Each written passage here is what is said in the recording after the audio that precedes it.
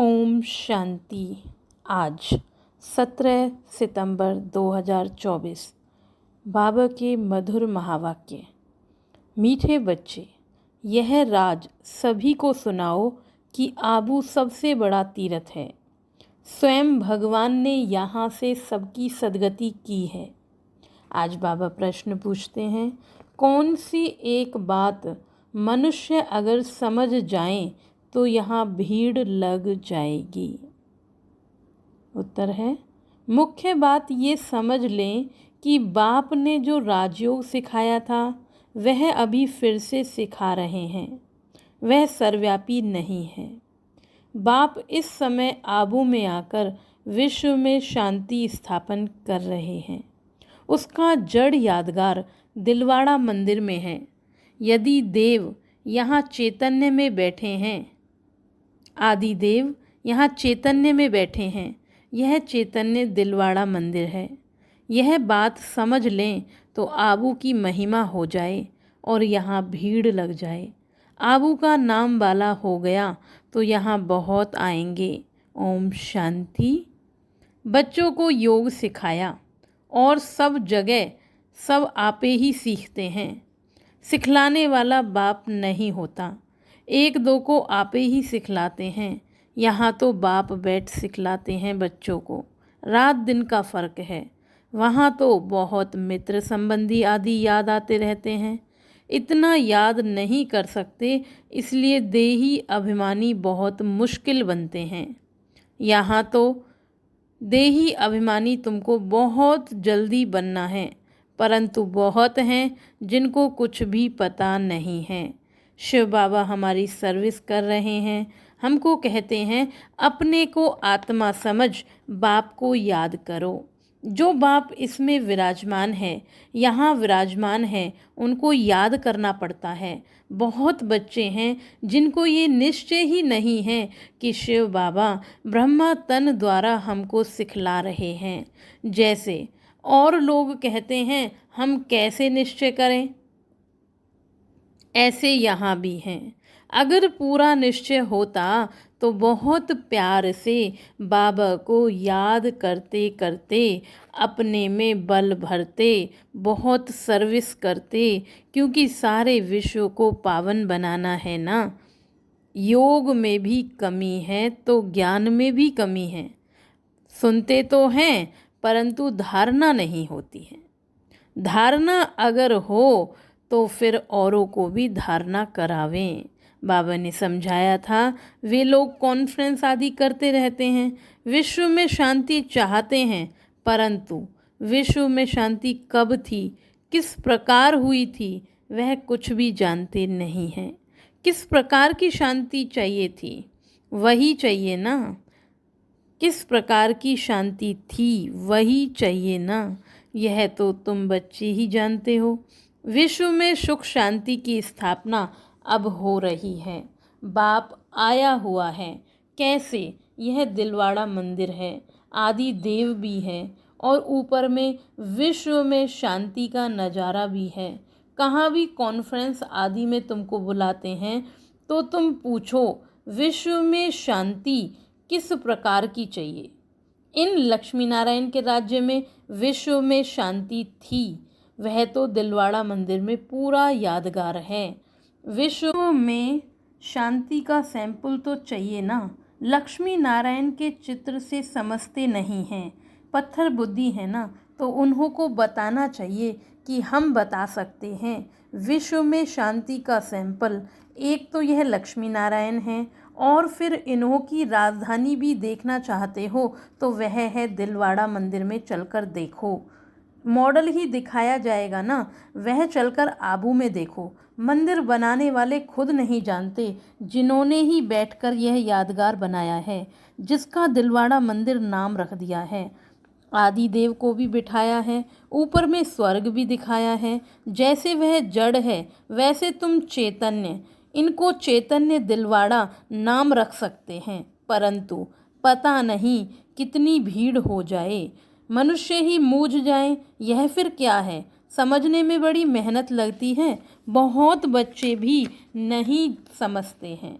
भल दर पर पास में बैठे हैं, समझते कुछ भी नहीं हैं। प्रदर्शनी में अनेक प्रकार के मनुष्य जाते हैं, ढेर मठ पंथ हैं, वैष्णव धर्म वाले भी हैं, वैष्णव धर्म का अर्थ भी नहीं समझते हैं। श्री कृष्ण की बादशाही कहाँ है, जानते ही नहीं हैं। श्री कृष्ण की राजाई को भी स्वर्ग वैकुंठ कहा जाता है। बाबा ने कहा था, जहाँ बुलावा हो वहाँ जाकर तुम समझाओ। विश्व में शांति कब थी? यह आबू सबसे ऊंचे ते ऊंच तीर्थ है, क्योंकि यहाँ बाप विश्व की सदगति कर रहे हैं।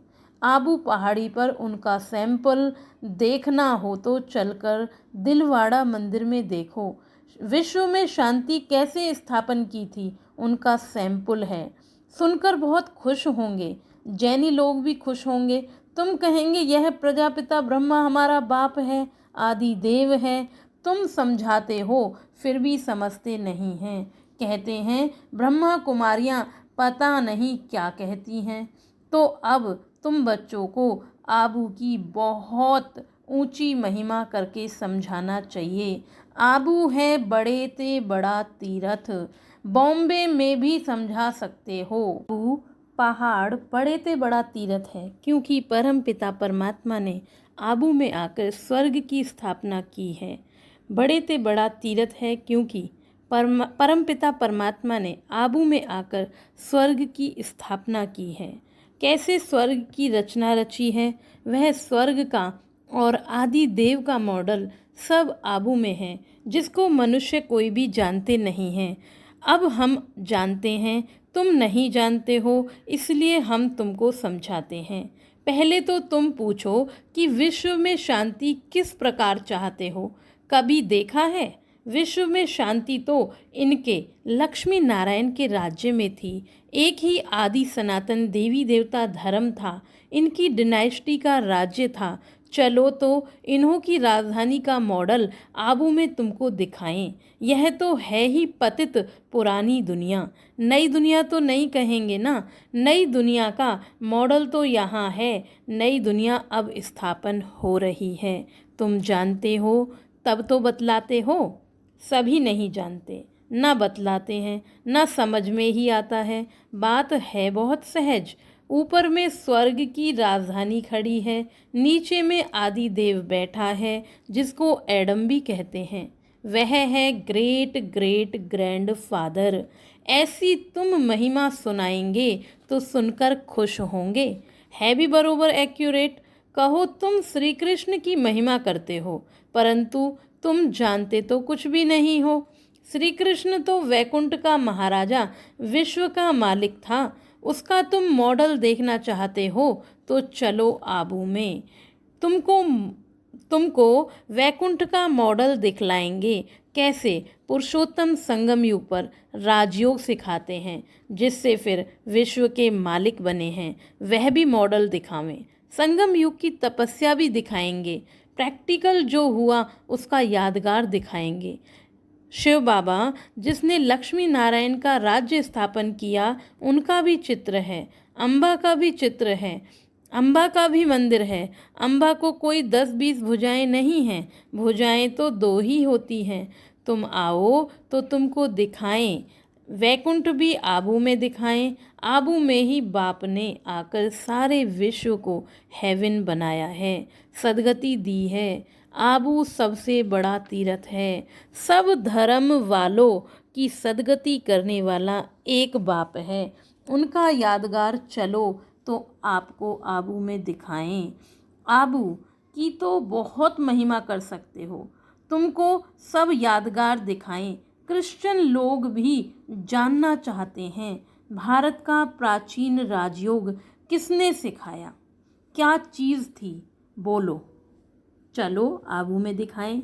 वैकुंठ में पूरा एक्यूरेट, वैकुंठ भी पूरा एक्यूरेट बनाया हुआ है ऊपर छत में। तुम ऐसा नहीं बना सकते हो, तो यह अच्छी रीति बताना है। टूरिस्ट धक्का खाते हैं, वह भी आकर समझें। तुम्हारा आबू का नाम बाला हो गया तो बहुत आएंगे। आबू बहुत मशहूर हो जाएगा। जब कोई पूछते हैं कि विश्व में शांति कैसे हो, सम्मेलन आदि में निमंत्रण देते हैं, तो पूछना चाहिए विश्व में शांति कब थी, वह जानते हो? विश्व में शांति कैसे थी? चलो हम समझाएं, मॉडल आदि सब दिखाएं। ऐसा मॉडल और कहाँ भी नहीं है। आबू ही सबसे बड़ा ऊंचे ते ऊंच तीर्थ है, जिसमें बाप ने आकर के विश्व में शांति और सर्व की सदगति की है। यह बातें और कोई नहीं जानते। तुम्हारे में भी नंबरवार हैं भल, बड़े महारथी, म्यूजियम आदि संभालने वाले हैं, परंतु ठीक रीति किसी को समझाते हैं व नहीं। बाबा रीड तो करते हैं ना, बाबा सब कुछ समझते हैं। जो भी जहाँ भी हैं उनको समझते हैं। कौन कौन पुरुषार्थ करते हैं, क्या पद पाएंगे। इस समय अगर मर पड़े तो कुछ भी पद पा नहीं सकेंगे। याद की यात्रा की मेहनत वह समझ नहीं सकते। बाप रोज रोज नई बातें समझाते हैं। ऐसे ऐसे समझाकर ले आओ। यहाँ तो यादगार कायम है। बाप कहते हैं मैं भी यहाँ ही हूँ, आदि देव भी यहाँ हैं, वैकुंठ भी यहाँ है। आबू की बहुत भारी महिमा हो जाएगी। आबू पता नहीं क्या हो जाएगा। देखो जैसे कुरुक्षेत्र को अच्छा बनाने के लिए करोड़ों रुपया उड़ाते रहते हैं, कितने ढेर मनुष्य जाकर वहाँ इकट्ठा होते हैं। इतनी बदबू गंदगी होती है, बात मत पूछो, कितनी भीड़ होती है। समाचार आया था कि भजन मंडली की एक बस नदी में डूब गई। यह सब दुख है ना। अकाले मृत्यु होती रहती है। वहाँ तो ऐसे कुछ होता ही नहीं है। यह सब बातें तुम समझा सकते हो। बातचीत करने वाला बड़ा सेंसिबल चाहिए। बाप ज्ञान का पंप कर रहे हैं, बुद्धि में बैठा रहे हैं। दुनिया थोड़े ही इन बातों को समझती है। वह समझते हैं नई दुनिया का सैर करने जाते हैं। बाप कहते हैं यह दुनिया अब पुरानी गई की गई। वह तो कहते हैं 40,000 वर्ष पड़े हैं। तुम तो बतलाते हो कि सारा ही कल्प 5,000 वर्ष का है। पुरानी दुनिया का मौत सामने खड़ा है। इसको कहा जाता है घोर अंधियारा। कुंभकर्ण की नींद में सोए पड़े हैं। कुंभकर्ण आधा कल्प सोता था, आधा कल्प जगता था। तुम कुंभकर्ण थे। यह खेल बड़ा वंडरफुल है। इन बातों को सब थोड़े ही समझ सकते हैं। कोई तो ऐसे ही भावना में आ जाते हैं, सुनते हैं यह सब जा रहे हैं तो हम भी चल पड़ते हैं। उनको बताते हैं हम शिव बाबा के पास जाते हैं, शिव बाबा स्वर्ग स्थापन कर रहे हैं। उस बेहद के बाप को याद करने से बेहद का वर्षा मिलता है। बस वह भी कह देते हैं शिव बाबा हम आपके बच्चे हैं, आपसे वर्षा जरूर लेंगे। बस बेड़ा पार है। भावना का भाड़ा तो देखो कितना मिलता है। भक्ति मार्ग में तो है अल्पकाल का सुख। भक्ति मार्ग में तो है अल्पकाल का सुख। यहाँ तुम बच्चे जानते हो बेहद का बाप हमें बेहद का वर्षा देते हैं। वह तो है भावना का अल्पकाल के सुख का भाड़ा। यहाँ तुमको मिलता है 21 जन्मों के लिए भावना का भाड़ा। बाकी साक्षात्कार आदि में कुछ है नहीं। कोई कहते हैं साक्षात्कार हो, तब बाबा समझ जाते हैं कुछ भी समझा नहीं है। साक्षात्कार करना है तो बाबा कहते हैं जाकर नौदा भक्ति करो, उससे कुछ मिलता नहीं है। करके दूसरे जन्म में कुछ अच्छा बन पड़ेंगे। अच्छा भगत होगा तो अच्छा जन्म मिलेगा। यह बात तो न्यारी है। यह पुरानी दुनिया बदल रही है। बाप है दुनिया बदलने वाला। यादगार खड़ा है ना, बहुत पुराना मंदिर है। कुछ टूटता करता है तो फिर मरम्मत कराते रहते हैं, परंतु वह शोभा तो कम हो जाती है ना।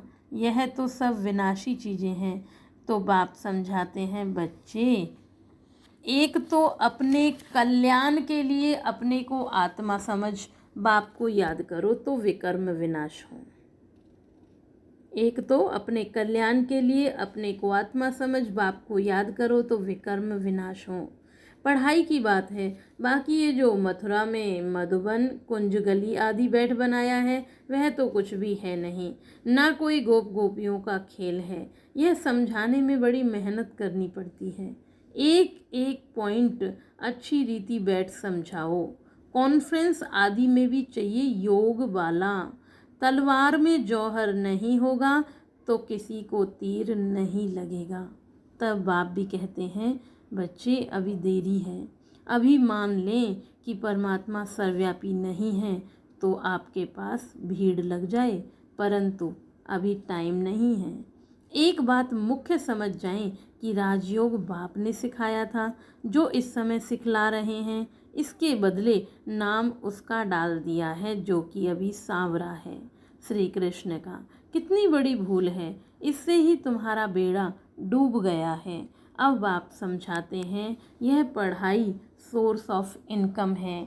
स्वयं बाप मनुष्य को देवता बनाने के लिए पढ़ाने आते हैं। इसमें पवित्र भी जरूर बनना है, दैवी गुण भी धारण करने हैं। नंबरवार तो होते ही हैं ना, जो भी सेंटर्स हैं सब नंबरवार हैं। यह राजधानी स्थापन हो रही है, मासी का घर थोड़े ही है। बोलो, स्वर्ग कहा जाता है सतयुग को, परंतु वहाँ का राज्य कैसे चलता है? देवताओं का झुंड देखना हो तो चलो आबू में, और कोई ऐसी जगह नहीं है जहाँ ऐसे छत में राजाई दिखाई हो। भल अजमेर में स्वर्ग का मॉडल है, परंतु वह और बात है। यहाँ तो आदि देव भी है। सतयुग किसने कैसे स्थापन किया, यह भी एक्यूरेट यादगार है। अभी हम चैतन्य दिलवाड़ा नाम लिख नहीं सकते। जब मनुष्य खुद समझ जाएंगे तो आप ही कहेंगे कि तुम लिखो, अभी नहीं। अभी तो देखो थोड़ी बात में ही क्या कर देते हैं। क्रोधी भी बहुत होते हैं ना, क्योंकि देह अभिमान है। देही अभिमानी तो कोई हो ना सके सिवाय तुम बच्चों के। पुरुषार्थ करना है, ऐसे नहीं कि जो नसीब में होगा वो मिल जाएगा। पुरुषार्थी ऐसे कभी नहीं कहेंगे, वह तो पुरुषार्थ करते रहेंगे। फिर जब फेल होते हैं तब कहते हैं तकदीर में जो था अच्छा। मीठे मीठे सिक्की लदे बच्चों प्रति माता पिता बाप दादा का याद प्यार और गुड मॉर्निंग। रूहानी बाप की रूहानी बच्चों को नमस्ते। हम रूहानी बच्चों की रूहानी बाप को नमस्ते नमस्ते। शुक्रिया बाबा, मीठे बाबा, प्यारे बाबा, मेरे बाबा, शुक्रिया बाबा। आज धारणा के लिए मुख्य सार है, पहली पॉइंट है, देही अभिमानी बनने का पूरा पूरा पुरुषार्थ करना है। ऐसे कभी नहीं सोचना है कि जो नसीब में होगा। सेंसिबल बनना है। सेकंड पॉइंट है, ज्ञान सुनकर उसे स्वरूप में लाना है। याद का जौहर धारण कर फिर सेवा करनी है। सबको आबू महान तीर्थ की महिमा सुनानी है। आज का वरदान है, एक बाबा शब्द की स्मृति से याद और सेवा में रहने वाले सच्चे योगी सच्चे सेवाधारी भव। एक बाबा शब्द की स्मृति से याद और सेवा में रहने वाले सच्चे योगी सच्चे सेवाधारी भव। आप बच्चे मुख से व मन से बार बार बाबा शब्द कहते हो। बच्चे हो तो बाबा शब्द याद आना, यह सोचना ही योग है। और मुख से बार बार बाबा कहना कि यह बाबा ऐसा कहते हैं, बाबा ने ये कहा, यही सेवा है। लेकिन इस बाबा शब्द को कोई दिल से कहने वाले हैं, कोई नॉलेज के दिमाग से।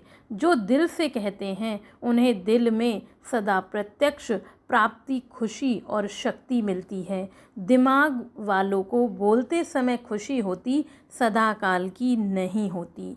आज का स्लोगन है, परमात्म रूपी समा पर फिदा होने वाले ही सच्चे परवाने हैं। परमात्म रूपी क्षमा पर फिदा होने वाले ही सच्चे परवाने हैं। ओम शांति।